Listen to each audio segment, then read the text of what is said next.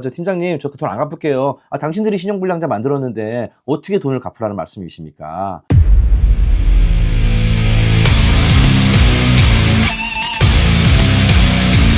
이걸 해보면서 얻어낸 결론은 결국에는 돈은 사람이 준다라는 거예요.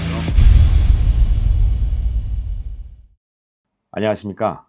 채권 추심하는 백박사TV의 배구현 팀장입니다. 빌려준 돈을 못 받아서 밤잠 설치고 계신가요? 오늘은 우리 채권자들께서 채무자 상대로 돈을 받을 때 한 번쯤 고민해 봤을 내용, 채무불이행자 명부등재.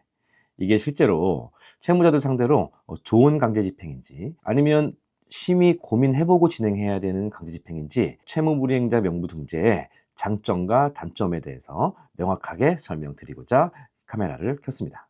채무불이행자 명부등재를 하는 이유는 똑같습니다. 이 채무자한테 돈도 못 받았는데 채무자 상대로 한번 신용불량자라도 한번 만들어서 채무자한테 한번 돈을 한번 좀 받아내 볼까? 채무자가 신용불량되면 분명히 압박을 느껴서 나한테 한번 돈을 줄 것 같은데, 아니면 뭐 변호사나 법무사한테 물어보니까 채무불이행자 명부등재 하시면 채무자가 돈을 갖고 올 겁니다 라고 법적인 조언을 받고 신청을 고민하신 분도 있으실 텐데요. 하지만 이 제도는 누구에게는, 어느 채무자에게는 강력한 무기로 사용할 수 있지만 그 반대로 어떤 채무자에게는 오히려 채권을 소멸시키게 만드는 안 좋은 추심의 방법이 채무불이행자 명부등재라는 강제집행입니다. 그래서 먼저 이 채무불이행자 명부등재를 우리가 신청하게 되면 이 채무자가 어떠한 불편함을 겪는지를 알아야지만 우리가 이 채무불이행자 명부등재에 대한 거를 무기로 사용할 수 있겠죠. 그래서 좀 알아보자면, 첫 번째는 채무불이행자 명부등재가 되면 외부 신용평가 기관 등과 같은 모든 금융회사에, 은행 마찬가지고요, 카드사, 할부, 리스사 다 마찬가지고요, 이 금융회사에 이 채무불이행자 정보가 다 등재가 되게 됩니다. 그럼 어떤 결과가 발생할까요? 신용카드를 이용하고 있는 사람이면요, 신용카드가 정지가 되게 되고요, 또 할부나 리스를 사용하고자 하라고 하면 할부 리스의 승인이 거절되게 되어 있고, 또 대출을 이용하게 되면 은행에서 또 일시상환을 요구할 수 있는 내용들도 있고요, 휴대폰 신규 개설도 불가능하게 됩니다. 또한 마이너스 대출을 쓴다고 한다거나 신용카드 신규 개설 시에도 대출 연장이나 신규 개설 자체가 막히기 때문에 아마 신용거래, 금융거래를 하는 채무자 같은 경우에는 거의 사망선고나 다름없다, 이렇게 생각하셔야 되는 거고요. 두 번째는 이 사회적인 신용도도 하락되게 됩니다. 이 채무불이행자 명부등재에 등재가 되게 되면요, 법원이나 금융회사 통해서 이 사람이 채무불이행자 명부에 등재가 되어 있는지 아닌지 누구나 열람해 볼 수 있기 때문에, 만약에 채무자가 사업을 하는 사람이라던가, 아니면 법인을 운영하는 사람이라던가, 아니면 기업에 취직한다던가, 이럴 경우에는 금융회사, 예를 들면 은행도 마찬가지고 제가 근무하는 신용정보회사도 마찬가지거든요. 채무불이행자 명부에 등재된 직원을 채용을 못하는 직종들이 또 있습니다. 사업적 파트너십을 맺으려고 할 때 그 파트너가 채무불이행자와 계약을 하기가 굉장히 어렵겠죠. 그래서 이 사회적인 신용등급도 하락이 된다 라고 볼 수가 있고요. 그래서 앞전에 또 말씀드렸다시피 은행, 대기업, 또 보안업체 이런 큰 회사들은 입사 지원할 때 입사하고자 하는 그 회사에서요, 그 지원자의 신용 상태를 조회해 보는 것에 동의를 해야지만 입사 지원 자체가 되는 회사들도 이 대기업은 굉장히 많습니다. 그래서 사회초년생 같은 경우라든가 이럴 때는 채무불이행자 명부등재를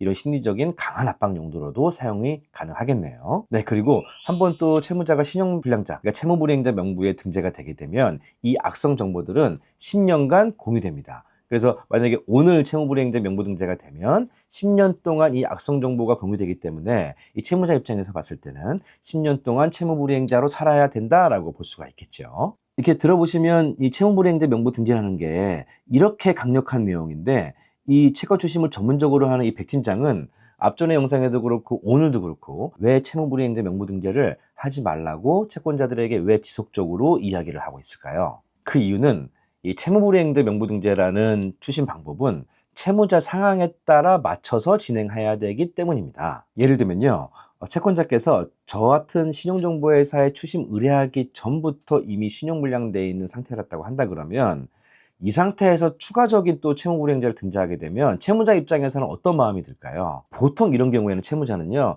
이제 난 더 이상 이럴 것도 없고 신용정보회사에서 채무불이행자까지 등재해버렸으니까 나 그냥 파산할래, 나 회생할래. 이런 선택을 하는 경우들이 매우 많습니다. 근데 이 파산 신청 같은 경우에는 실제로 법원에서 파산과 면책 이후에 채권이 휴지 조각이 돼버리는 경우들이 너무나 많습니다. 그렇기 때문에 채권자 입장에서 돈을 받는 목적이라 그러면 채무자가 신용 상태가 안 좋은 채무자들은 오히려 채무불이행자 등재를 신청하게 되면 오히려 더 독이 될 수 있다. 이렇게 말씀을 좀 드릴 수 있을 것 같고요. 또한 채무자는 돈을 벌어야지만 돈을 갚을 수 있는 사람들이 있습니다. 뭐 여러 채권자들은 저한테 의뢰하실 때 이 채무자 이거 어디 돈 숨겨놨지, 분명히 돈 있습니다, 뭐 이런 말씀도 많이 하시는데, 보통 제가 추심 활동을 해보면 채무자가 경제 활동을 하고 또 돈을 벌어야지만 변제를 할 수 있는 채무자들이 굉장히 많습니다. 이럴 경우에는 우리가 채무자를 오히려 도와줘 가면서 오히려 채무자가 일할 수 있는 환경을 만들어줘야지만 우리가 돈을 변제받을 수 있는데, 채권자의 안일한 선택들 때문에 채무불이행자 명부등재 결정이 돼버리면 이 채무자들은 그냥 바닥에 주저앉아서 우리 흔히 얘기하는 만세 불러버리게 돼버리는 거예요. 이제 열심히 일도 하려고 그랬는데 어차피 신용불량도 돼버렸으니 무슨 소용이 있겠냐. 다 필요 없다. 저 팀장님, 저 그 돈 안 갚을게요. 당신들이 신용불량자 만들었는데 어떻게 돈을 갚으라는 말씀이십니까? 제가 뭐 일을 해야 돈을 갚을 거 아니에요. 라는 식으로 채무자들이 오히려 더 큰 소리를 칠 수 있다는 내용입니다. 그래서 이런 채무불이행자 명부 등재로 인해서 오히려 채무자의 변제 의지와 변제 여력 자체를 상실하게 만들 수도 있기 때문에 채무불이행자 명부 등재 신청은 굉장히 신중하게 하셔야 되는 거고요. 실제로 채무불이행자 명부 등재를 신청하게 되면 채무자들이 이런 얘기를 해요.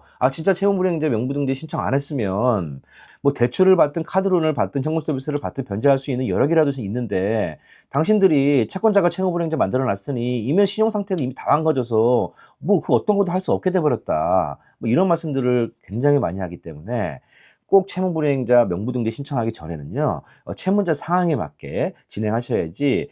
잘 진행하면 너무나 강한 좋은 압박이 될 수 있지만 잘못 진행하게 되면 오히려 채권이 소멸되거나 채무자로 하여금 변제 의지와 변제 여력을 모두 상실해버릴 수 있다라는 부분들에 대해서 굉장히 주의하셔야 되겠죠. 네, 그래서 이 채권자께 제가 다시 한번 여쭙고 싶습니다. 이 채무자는 부모를 죽인 원수가 아닙니다. 만약에 채무자가 우리 부모를 해했다, 우리 가족을 해했다, 그럴 경우에는 당연히 우리가 돈보다 중요한 게 뭐가 있겠습니까? 당연히 채무자를 망가뜨리고 괴롭히고 하는 게 목적이겠지만 실제로 이 채권 채무 관계는 돈으로서 해결하셔야 되는 일이거든요. 그래서 채무자는 단순히 돈으로 봐야 되는 거고, 이 돈을 해소하기 위해서는 너무 감정적으로 선택하기보다는 채무자의 상황이 어떤지 면밀히 검토하시고 채무자 상황에 맞게 적재적소에 채무불이행자 명부 등재를 해야 우리가 원하는 돈을 받는 것에 성공할 수 있다, 이렇게 말씀을 드릴 수 있을 것 같습니다. 그래서 제가 마지막으로 결론을 말씀드리겠습니다. 그럼 도대체 채무불이행자 명부등재는 어떨 때 사용해야 되냐? 만약에 채무자 직업이 뭐 대기업에 다닌다던가 아니면 신용을 중요시하는 금융회사에 다닌다던가 사회초년생이라서 추후에 취업을 해야 되는 사람이라던가 뭐 결혼을 했다던가 아니면 법인을 운영 중인 대표라든가 아니면 사업을 하고 있는 사람이라든가 이런 사람일 경우에는 약점이 있기 때문에 채무불이행자 명부등재를 하는 것을 적극 추천드리지만, 그 밖에 다른 사항들, 이미 채무자가 신용불량 상태였다거나 뭐 아니면 사업이 어려워져서 거의 폐업 직전인 사람이라거나 이럴 경우에는 오히려 채무불이행자 명부등재를 신청하게 되면 채무자가 변제에 대한 의지가 없어져 버리고요, 채권이 개인회생이나 파산으로 인해서 소멸될 수 있다는 부분들을 꼭 염두하셔서 채무불이행자 명부등재 신청하시기 전에는 꼭 채무자의 상황을 면밀히 살피시고 또 채권 추심을 전문적으로 하고 있는 담당자와 꼭 상의하셔서 진행하셔야지만 실수는 없다고 말씀드릴 수 있겠습니다. 앞전에 말씀드렸다시피 채권 추심의 기회는 단 한 번 뿐이니까요. 네, 그래서 채권 추심 진행 과정에서 발생하는 이런 법적 조치는 단순히 감정으로서 우리가 진행하는 것들이 아닙니다. 우리가 너무 소중한 내가 피해본 돈을 받기 위해서는 감정은 조금 내려놓으시고 추심을 진행하기 전에 채무자의 상황이 어떤지 면밀히 파악하는 것, 그 다음에 채권 추심을 전문적으로 하고 있는 사람한테 상담을 받아보는 것, 그리고 적재적소의 강렬한 강제 집행, 또 강력한 심리전, 이런 부분들이 잘 결합되었을 때 채권 추심을 성공할 수 있다, 이렇게 꼭 염두에 두시고요.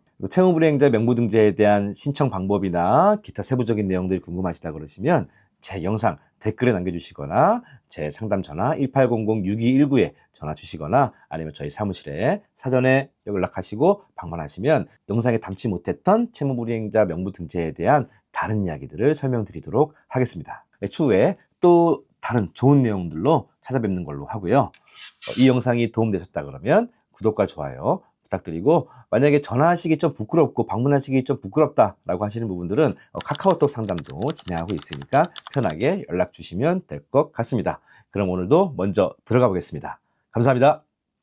화이팅!